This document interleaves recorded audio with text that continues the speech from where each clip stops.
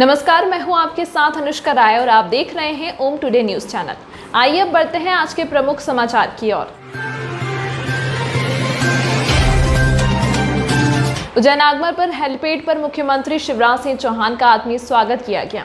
प्रदेश के मुख्यमंत्री शिवराज सिंह चौहान रविवार को उज्जैन पहुंचे। स्थानीय हेलीपैड पर उच्च शिक्षा मंत्री मोहन यादव, उद्योग मंत्री राज्यवर्धन सिंह दत्तीगांव, लघु उद्योग मंत्री ओम प्रकाश सकलेचा, सांसद अनिल फिरोजिया, विधायक पारस जैन एवं बहादुर सिंह चौहान ने मुख्यमंत्री का आत्मीय स्वागत किया। इस अवसर पर वित्त मंत्री जगदीश देवड़ा, पूर्व केंद्रीय मंत्री सत्यनारायण जटिया, विवेक जोशी, बहादुर सिंह बोरमुंडला, पूर्व सांसद Chintaman Malviya, commissioner Sandeep Yadav, collector Ashish Singh, police अधीक्षक सत्येंद्र शुक्ला सहित अन्य जनप्रतिनिधिगण एवं अधिकारीगण उपस्थित थे। मुख्यमंत्री शिवराज सिंह चौहान ने उज्जैन में 60 करोड़ रुपए के निवेश से प्रारंभ होने वाली अत्याधुनिक वस्त्र निर्माण इकाई का भूमि पूजन किया है। इस कारखाने से लगभग उज्जैन की 4000 महिलाओं को प्रत्यक्ष रोजगार मिलेगा। मुख्यमंत्री शिवराज सिंह चौहान ने उज्जैन के सोयाबीन प्लांट की जमीन पर तमिलनाडु की बेस्ट कॉरपोरेशन कंपनी द्वारा निर्मित की जा रही अत्याधुनिक वस्त्र इकाई का भूमि पूजन किया। सोयाबीन प्लांट की जमीन पर जिस अत्याधुनिक वस्त्र इकाई का भूमि पूजन किया, उसका निर्माण बेस्ट कॉरपोरेशन कंपनी तमिलनाडु द्वारा किया जा रहा है। उज्जैन प्रोजेक्ट में उक्त कंपनी की वस्त्र निर्माण सहयोगी इकाई द्वारा 60 करोड़ रुपए का निवेश किया जाएगा। यहाँ पर 1000 गारमेंट मैन्युफैक्चरिंग मनीषों का प्लांट किया जाएगा। इस प्लांट के लगने से 4000 लोगों को प्रत्यक्ष रोजगार मिलेगा। हम जनता तक अपना सहयोग, अपना संवाद पहुंचाते हैं, बात पहुंचाते हैं। एमडी वेस्ट जो इस प्रोजेक्ट को लगा रहे हैं, भाई राजकुमार जी, आप तमिलनाडु से आए हैं और एक दिन की कोशिश में नहीं आए। 4 साल पहले मैं त्रिपुर गया था। लगातार हम कोशिश कर रहे थे कि त्रिपुर से जो टेक्सटाइल, विशेषकर रेडीमेड गारमेंट्स के मामले में हब है हिंदुस्तान का, वहाँ से अगर हम किसी को लाने में यहाँ सफल हो पाए तो रोजगार की दृष्टि से अत्यंत महत्वपूर्ण होगा। और मैं राजकुमार जी का स्वागत करता हूँ। हम पे विश्वास करके वो महाकाल महाराज की नगरी में पधारे। आप भी ताली बजा के स्वागत कीजिए। राजकुमार जी, यहाँ किसी प्रॉब्लम को आपको फेस नहीं करना पड़ेगा, सब आपको सहयोग करेंगे।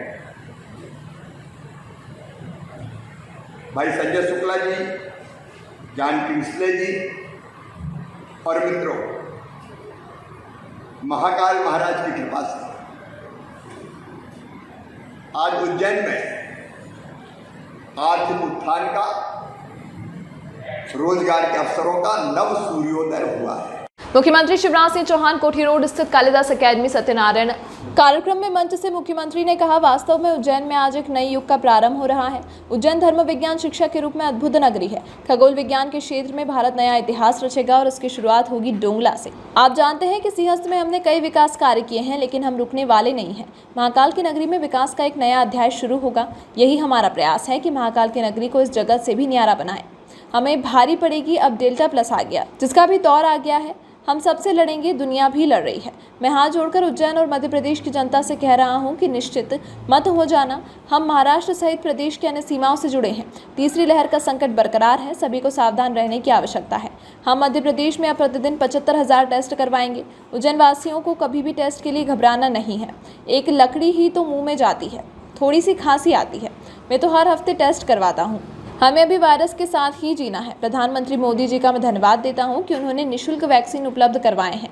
हमें घबराना नहीं है, हम पूरी तरह से तैयार हैं, लेकिन सभी को सजग रहना होगा। उज्जैन सहित नागदा में ऑक्सीजन प्लांट का शुभारंभ हुआ है। मैं मानता हूं कि ऑक्सीजन का बहुत संकट रहा है।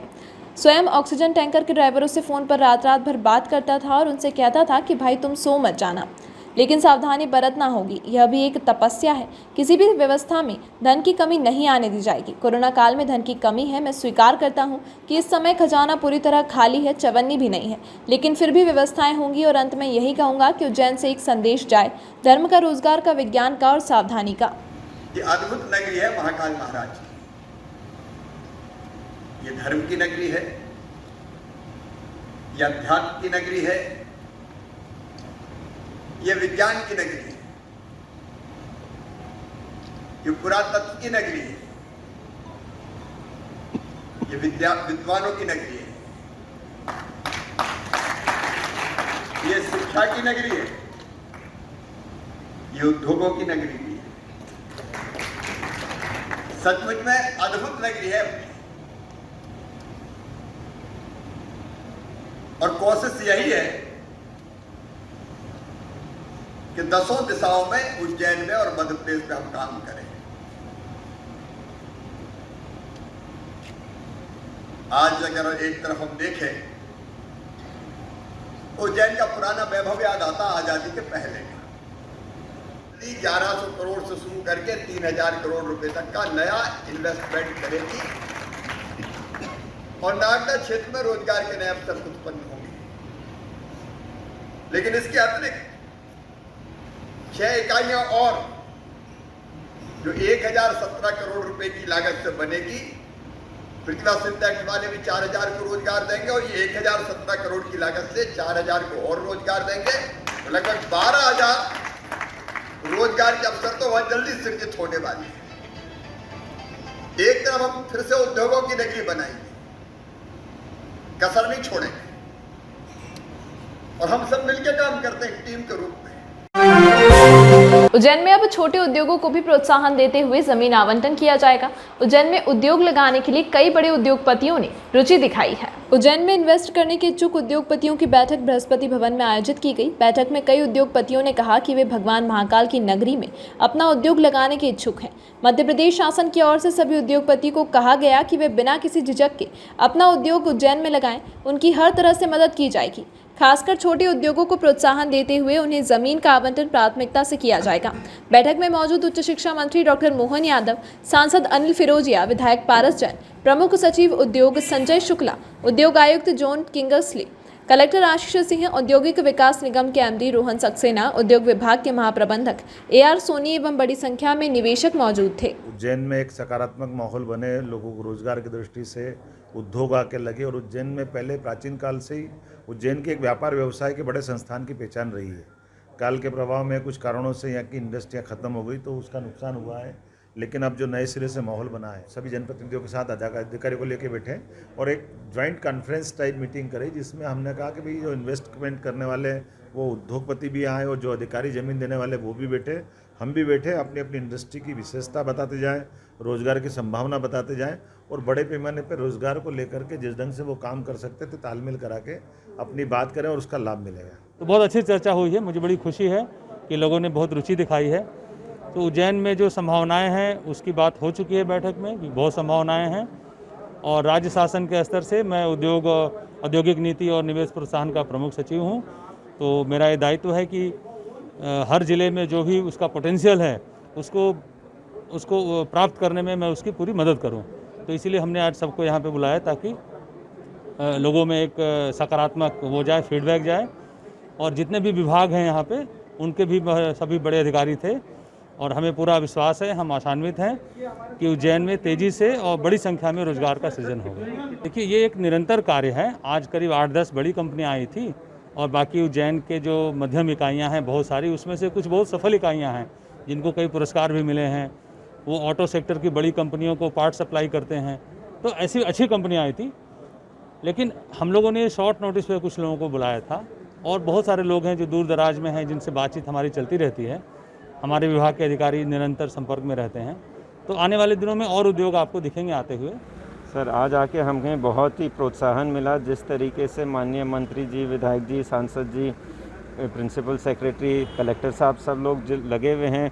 पूरा रुझान है उनका कि यहाँ पे ज़्यादा से ज़्यादा रोज़गार मिले, छोटे उद्योग हो, बड़े उद्योग हो, सबको एक समान हर दृष्टिकोण से बिजली, पानी, सड़क, ज़मीन सारी सहायता प्रोवाइड करा रहे हैं। तो वो जान के बहुत अच्छा लगा और हमारी भी पूरी चेष्टा है जल्दी से जल्दी हम यहाँ पे आ जाएं। सर कौन सा आपका प्लांट है जो कब से शुरू हो जाएगा और कितने लोगों को रोजगार मिलेगा इसमें? हम यहाँ पे 3 से 4 हज़ार लोगों को रोज़गार मिलेगा। करीब 8 महीने में यहाँ पे प्लांट शुरू होगा। उद्घाटन करना शिवराज सिंह चौहान की नियति बन चुका है। कोरोना की दूसरी लहर से पहले भी उन्होंने 19 ऑक्सीजन प्लांट का उद्घाटन किया था, लेकिन जब ऑक्सीजन की कमी से लोगों की जान जा रही थी तब 2 से 3 प्लांट भी चालू नहीं थे। यह बात प्रदेश कांग्रेस प्रवक्ता नूरी खान ने मुख्यमंत्री शिवराज सिंह चौहान द्वारा उज्जैन में वस्त्र इकाई तथा ऑक्सीजन प्लांट के उद्घाटन पर कटाक्ष करते हुए कही। देखिए क्या कहा नूरी खान ने। नमस्कार, मैं नूरी खान। आज प्रदेश के मुखिया मुख्यमंत्री शिवराज सिंह चौहान उज्जैन के दौरे पर हैं। और सोयाबीन और ऑक्सीजन प्लांट का उद्घाटन करने वाले हैं। उद्घाटन करना शिवराज सिंह चौहान की नियति बन चुका है, क्योंकि कोरोना की दूसरी लहर के पहले भी उन्होंने 19 ऑक्सीजन प्लांट का उद्घाटन किया था, जो कि कोरोना की लहर के वक्त जब लोगों की जान जा रही थी तो 2 से 3 ऑक्सीजन प्लांट भी लोगों को उपलब्ध नहीं हो पाए थे। और आज जिस तरीके से उज्जैन की जनता के सामने जल संकट आकर खड़ा हो गया है, नर्मदा शिप्रा लिंक योजना के लिए करोड़ों रुपए की राशि शिवराज सिंह चौहान जी ने स्वीकृत की थी। तो मैं पूछना चाहती हूँ शिवराज सिंह चौहान जी से, क्या वो योजना जो थी आपकी नर्मदा शिप्रा लिंक योजना, वो भ्रष्टाचार की बलि चढ़ चुकी है? और अगर उस योजना के तहत काम हुआ था तो आज नर्मदा का जल शिप्रा में क्यों नहीं मिल रहा है? लेकिन दुर्भाग्य की बात है कि आज भी शिप्रा में खान नाले सहित 16 गंदे नालों का पानी मिल रहा है। ऐसे में पवित्र शिप्रा मैया आज शिवराज सिंह चौहान से स्वयं सवाल कर रही है। दूसरी सबसे बड़ी बात है कि प्रदेश में भांजिया सुरक्षित नहीं है। शिवराज सिंह चौहान जी नेमावर नहीं गए, आदिवासी परिवार के साथ खड़े नजर नहीं आए। अलीराजपुर, धार की बेटी या ग्वालियर की 4 से 5 मासूम बेटियां जिनके साथ ज्यादती की गई, लेकिन शिवराज मामा ने चुप्पी साध कर रखी। शिवराज सिंह चौहान जी से मैं ये भी कहना चाहती हूँ कि हमारी नर्स बहनें जिन्होंने कोरोना योद्धा के रूप में अपनी भूमिका निभाई, आज वो आंदोलन करने के लिए मजबूर हैं। हमारी आशा कार्यकर्ता आंदोलन करने के लिए मजबूर हैं। तो न तो आपने प्रदेश में कोरोना योद्धाओं को मुआवजा दिया, ना ही कोरोना पीड़ित परिवार की मृत्यु होने पर उन्हें मुआवजा दिया गया है। तो मैं आपसे ये कहना चाहती हूँ कि प्रदेश की जनता के साथ न्याय कीजिए। सिर्फ उद्घाटन करने से काम नहीं चलेगा। आज मध्य प्रदेश की बेटियां, शिप्रा नदी और कोरोना योद्धा आपसे सवाल कर रहे हैं, आपकी तरफ देख रहे हैं। छुट्टी का दिन होने के कारण महाकाल मंदिर में उमड़ा जन सैलाब, कोरोना गाइडलाइंस की हुई अवहेलना। रविवार छुट्टी का दिन होने के कारण उज्जैन के विश्व प्रसिद्ध महाकालेश्वर मंदिर में बड़ी संख्या में श्रद्धालु दर्शन करने पहुंचे। हालांकि यहां 3500 श्रद्धालुओं को ऑनलाइन अनुमति दी गई थी। इसके अलावा भी वीआईपी प्रोटोकॉल और 250 रुपए की रसीद के साथ बड़ी संख्या में श्रद्धालु आए हुए थे। यहाँ कोरोना गाइडलाइंस की साफ अवहेलना दिखाई दी। प्रतिबंध के बावजूद लोग अपने मोबाइलों से फोटो व सेल्फी लेते दिखाई दिए। यहाँ सोशल डिस्टेंसिंग भी दिखाई नहीं दे रही थी। दरअसल पूरा प्रशासनिक अमला मुख्यमंत्री के कार्यक्रम में जुटा था, इसलिए महाकाल मंदिर में प्रशासनिक व्यवस्था भी नहीं दिखाई दी। पवासा थाने के पाटपला कलाली पर एक युवक का सर पत्थर मारकर फोड़ दिया गया। एक निजी कंपनी में काम करने वाला मुन्ना पिता प्रभु बंजारा कलाली पर शराब लेने गया था। कलाली पर खड़े जितेंद्र, राहुल एवं राजेश ने उससे शराब पीने के लिए रुपए मांगे और मुन्ना ने इससे इनकार किया तो बहस हो गई। विवाद इतना बड़ा तो मुन्ना ने जितेंद्र को धक्का देकर गिरा दिया। इससे नाराज राहुल एवं राजेश ने उसके सर पर पत्थर मार दिया। मुन्ना को अस्पताल में भर्ती कराया गया है। माकड़ों थाने के बाजना तलाई में रहने वाला 15 साल का किशोर ओम प्रकाश दायमा रविवार की सुबह हाई टेंशन लाइन की चपेट में आ गया। ओम प्रकाश भैंस चराने के लिए निकला था। कड़ोदिया के पास से गुजर रही हाई टेंशन लाइन ने उसे खींच लिया। उसकी चीख पुकार सुन लोग दौड़े और उसे उपचार के लिए अस्पताल भेजा गया। ओम प्रकाश बंजारा तलाई में अपने मामा मोहनलाल के साथ रहता है। उसके पिता नहीं है और मां सूरत में काम करती है। 4 भाई बहनों में ओम प्रकाश सबसे छोटा है। वह एक पैर और एक हाथ से दिव्यांग है। जिला अस्पताल में ओम प्रकाश का उपचार जारी था और उसकी हालत स्थिर बनी हुई थी।